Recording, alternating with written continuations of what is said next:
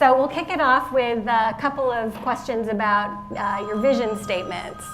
Why don't you talk to us about how you're positioning your organizations as we continue to evolve more digitally? Shall I take it? Sure.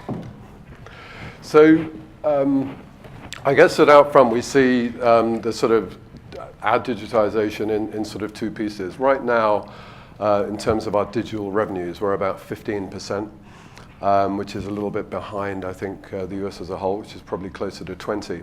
But when you look at other markets, and I was just in Bob Whitton's presentation downstairs, Bob Whitton from FEPE, who was talking about the UK, for example, their digital revenues are now over 50%. So as we see it, it's about two pieces. One is increasing significantly the amount of digital hardware that we have out in the field. So that would include digital billboards, where we'll continue to ramp up investment. It also includes investment in transit systems, in particular, with significant build out of screens in, for example, Boston and New York, and soon to be San Francisco and Washington. So that's the one piece of it. That's the one side, and then the other piece of it is looking at our internal systems and becoming, if you like, digital by nature in terms of how we can transact. Because as I see it, we will, rapidly need to develop our own platform internally. That's where we're putting a lot of time, focus, and attention. So it's that sort of twofold strategy. One, which is digitizing internally, and the second is, as I say, rapid build out of signage in the field. Thank you for sharing. Anyone else want to comment? Yeah, I'd say we're doing similar types of things across our base. I think the thing that I'd really call out about Clear Channel is that we're really looking to be a part of the digital media ecosystem. That's the destination, and it's not just for the signs that we convert into digital. It's to treat our printed and classic inventory in a way that's digitally accountable, that you have data associated with it, that you're able to plan and do attribution with tools that are compatible and that are effective in a digital way. Excellent. And what tools have you developed as a result of these? Well, I think many of you probably saw Dan's presentation about Radar View yesterday. I mean, we've been doing planning and attribution for a couple years now, and we've learned a lot about it. I think we'll probably talk about that a little bit more downstream. But the key thing is really following where the customer leads, and it really takes being with the customer and talking, and I'm not talking about the agency, I'm talking about the actual advertiser, and understanding the people who have the accountability for the budgets, and following where they lead as you work through that dialogue, so that you can really understand what it is that they're trying to do, how they're measuring success. And I think what's been key to our approach on this is to be willing to embrace putting a product out before it's fully all the bells and whistles that you could imagine. We have an approach that we look at that's very similar to the software industry, of laying out a minimum viable product and then iterating based on a lot of intense customer interaction. And so that's key to how we've operated. Excellent. Sean, did you want to make a comment? Yeah, so for us, the challenge isn't so much developing the digital toolbox, because there's so many really, really smart third-party vendors that are all over this. And we're taking kind of an a la carte approach to that. For us, the challenge, and I think it's an industry challenge, is to reach out and educate our customers and clients on what we can do. So where we're having to staff up is actually in sort of a digital evangelist, right? We have all these great tools in the toolbox, and I'm not so sure that particularly our local customers really know what we can do for them. So for us, it's about communicating our capabilities, not so much developing them. Okay. So let's go on to another question. Why don't you talk to us about some of the positions that you've created in your industry or in your organization as a result of some of these changes to how you're approaching your vision? I'm having a little hard time hearing. Initiatives, is that what you said? Just what positions, job positions have you created as a result of keeping up with digital in the industry? I would say in the last 2 years, we've basically launched what I would refer to as digital specialists in each of our markets. These are people who are responsible for understanding out of home, but more importantly, understanding how people are buying online and mobile media and how that's affecting their media purchases. These people have the knowledge, the expertise, and the experience to partner with our salespeople, go out into the market and engage in a dialogue with an advertiser, particularly an advertiser, because they're spending so much money on the digital platform right now. They have the ability to go and engage with that advertiser at a much deeper level. And it's amazing how the conversation develops when you have somebody that really understands how that medium is being purchased and what the advertisers are looking for from that investment. And I would say that over 24 months, we now have one representative specialist in each of our markets that partners with our salespeople. Excellent. So if you had said to me a few years ago that today we would have whatever it is, 3 or 4 data scientists working in our business, I'd have been very surprised. So certainly we have that whole sort of data science piece now. We have people employed solely to work with our advertising base in terms of promoting social. So we work very hard with agencies and clients to make sure that we maximize the exposure of their campaigns socially. So we have people that purely do that. We have recently started to focus far more in terms of that client piece that Scott was alluding to. So we've been building up client expertise right across our business. And the fourth place where I think we look a little bit different today than we did a few years ago is in terms of creators. We now have really well qualified creatives in all of our major offices. We call it the Outfront Studio.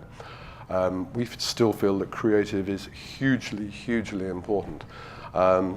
When I go into a market now and I see some of the fabulous creative that's up, to be fair, compared, I think, to a few years ago, I think we have made strides as a medium. I think the Creative Awards last night really demonstrated that. So that's the other area that we've been investing in the last couple of years. Excellent. How have your metrics changed for your leadership team as a result of some of these new areas? You want to take a run at that one, or you want? Sure.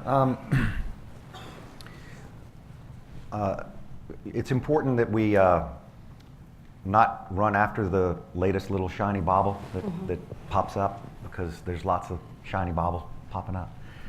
And so one thing that we have to keep our eye on is to make sure that just because we can do it, it doesn't necessarily mean that it works for us or our customers.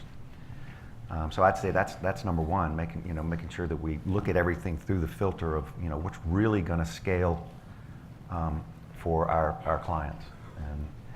And so that's one metric that is definitely there. Sometimes you also have to be willing to step out there and spend a little money, not necessarily knowing if you're going to get a return on it, because that's just the nature of the beast when you're talking about how quickly technology moves and do you want to be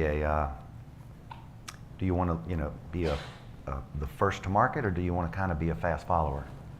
So we ask ourselves that constantly, and I think we're mostly fast followers.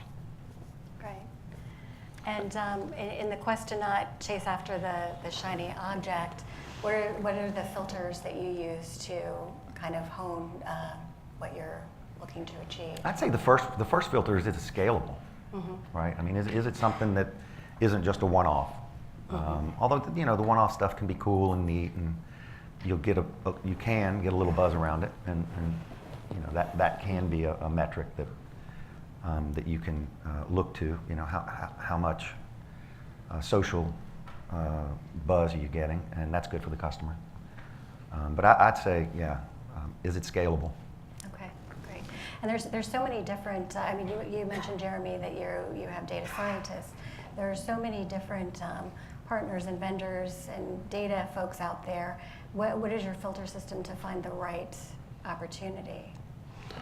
Well, If we think about specifically in terms of our data, we've got sort of various different data sets coming in, but the principal driver of that will be carrier data. So that's our sort of main concentration, if you like. And just talking about taking up Sean's point in terms of bright, shiny new things and scalability. I'm absolutely in agreement. We have I have an expression which is, we're pretty good at doing what we're good at, and we're pretty shit at everything else.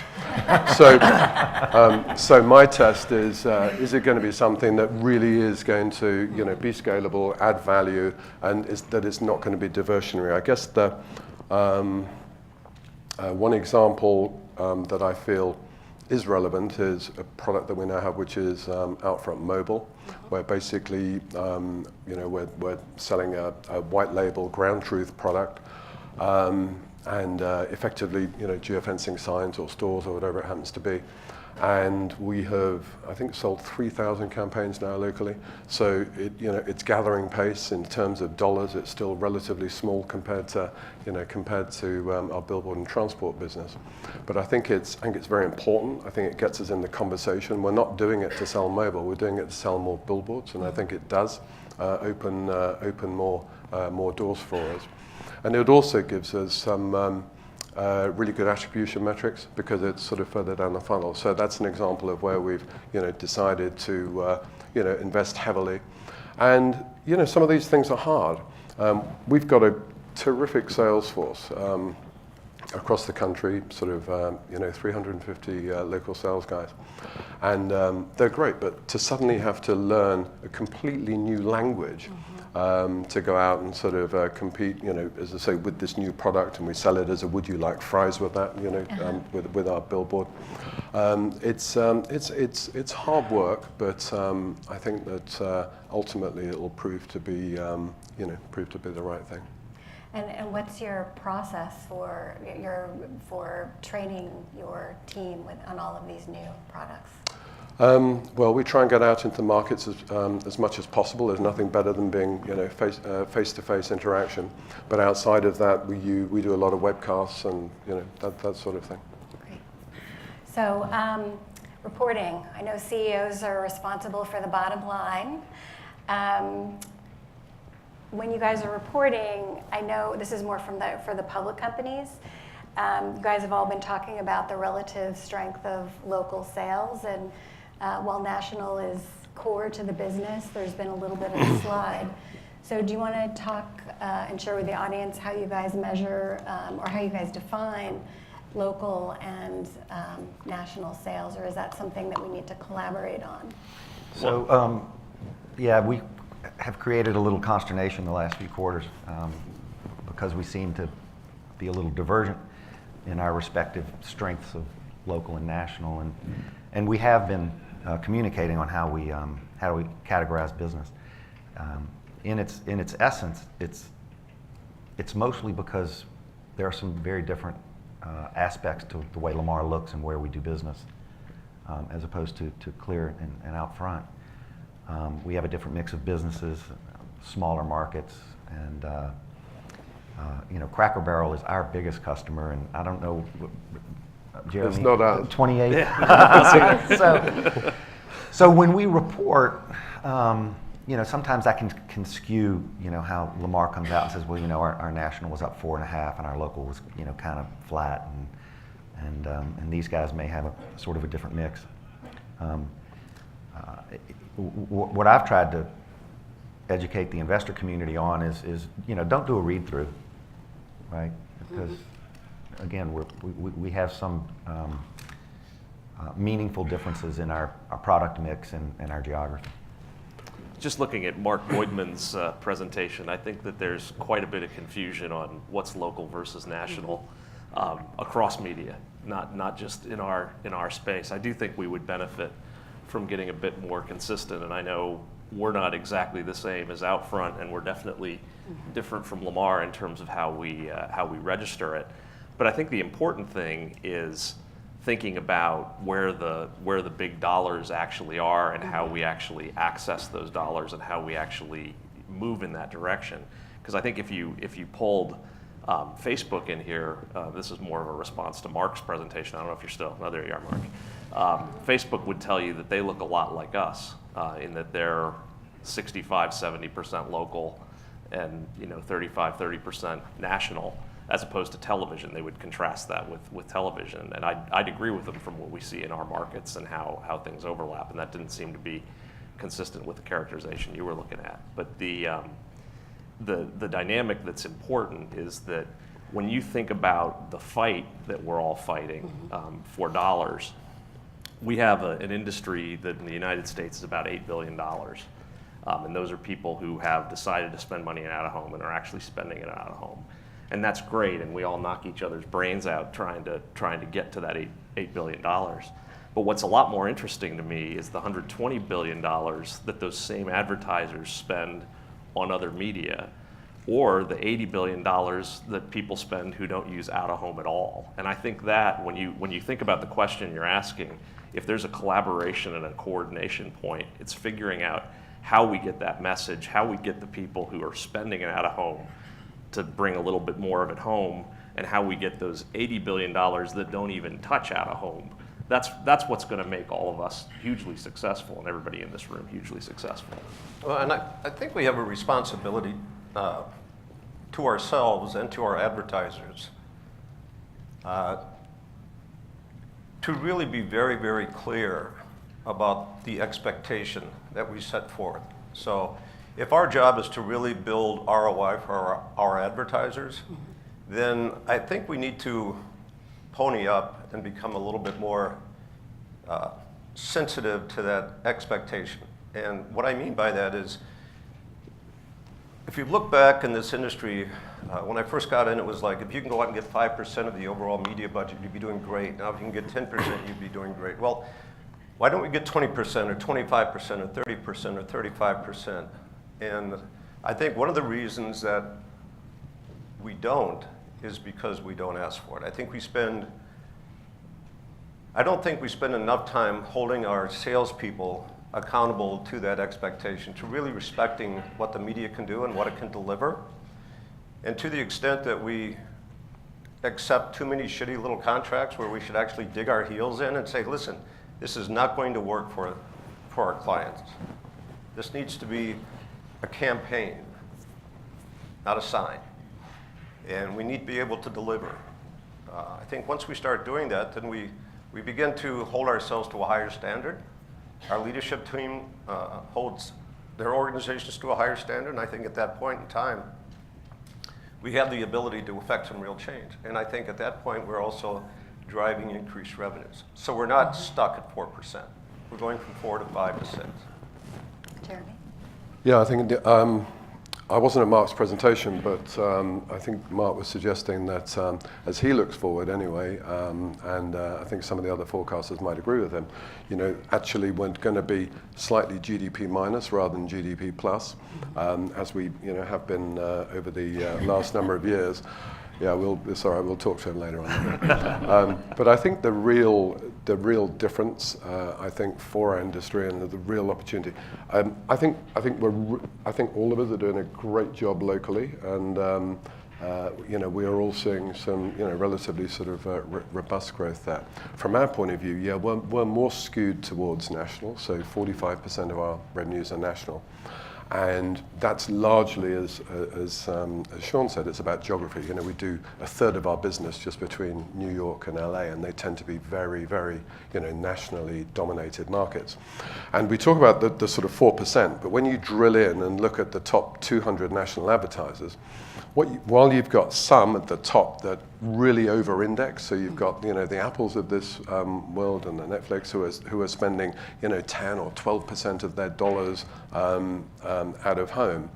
The reality is that there's a huge long tail that really are, to Scott's point, spending nothing. So actually, the top 200 advertisers are spending 1.7% of their dollars out of home. And I think that's honestly where our opportunity is. And actually, when you drill in, and however you define them, you talk about national advertisers, the fact of the matter is that not many national advertisers are indeed buying nationally. You know, if we can get more than the top 5 market buy, we're doing well. You know, and you look at all, you know, you look at the sort of media entertainment, frankly, it's pretty much a 2 market, and, you know, Chicago if you get lucky. So, so I think that's where our opportunity is. And that's, you know, one of the reasons we've been investing in terms of people to actually try and get further up the food chain to start having more of those discussions. And I think all of the work that Clear Channel are doing in terms of radar, all of the work that we're doing in terms of our DMP and our tech platform are all going to be part of it. But actually, we've just got a great story now. We've got a great story, you know, before you layer on this, you know, wonderful opportunity. I think that tech and data and insight advantages are going to give us. I think we just need to tell it more often. Excellent. Agreed. Yep. Yeah, that deserves an applause. I'm just trying to convince Netflix that people actually watch TV in Baton Rouge. Exactly. Excellent. But you were asking earlier about change and about what's hard about change. One of the things that I've observed in this industry, and I have the benefit and the curse of not having been a long timer in this industry. So I've come from a different world, more of a technology world, more of a buy side, marketing and so forth. And one of the biggest challenges that we have as an industry is that we've had so much success. The 31 quarters or whatever that we've had of consistent growth, and before that it was like 41 years, before the financial crisis. I mean, the success that this industry has had year after year long term is a blessing, but it's also a curse because it makes it very difficult to actually break out of your established patterns. And so when I think about change in this industry, so much of it is about thinking bigger and thinking about how we can have a bigger impact and how we can actually get 20% of the budget. But Kevin really resonated with me as he was talking about that. And a big part of the reason that we don't aspire to that level, and I've seen as we've brought some people in from other sectors and people who've had experiences in other places, that you need to be scrappy. You need to be doing things that are edgy in order, and using the tools that we've got right now, not selling something that's coming, to your point, Jeremy. But it's really, if there's one message I'd encourage people to take back to their home offices, is think bigger, take risks, do things that are edgy, because advertisers resonate with it, and you actually then start getting the bigger deals and you start getting the bigger trust. It goes back to that old saying, don't think of out of home as a medium, think of it as a large.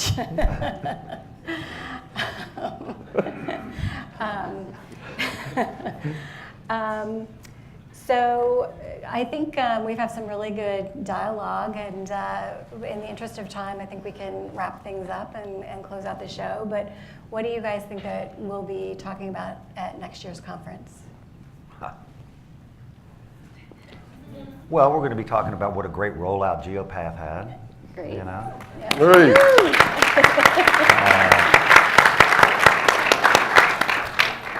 And we're going to talk about how we proved Mark wrong, and we did have some nice quarters between now and then where we grew faster than GDP.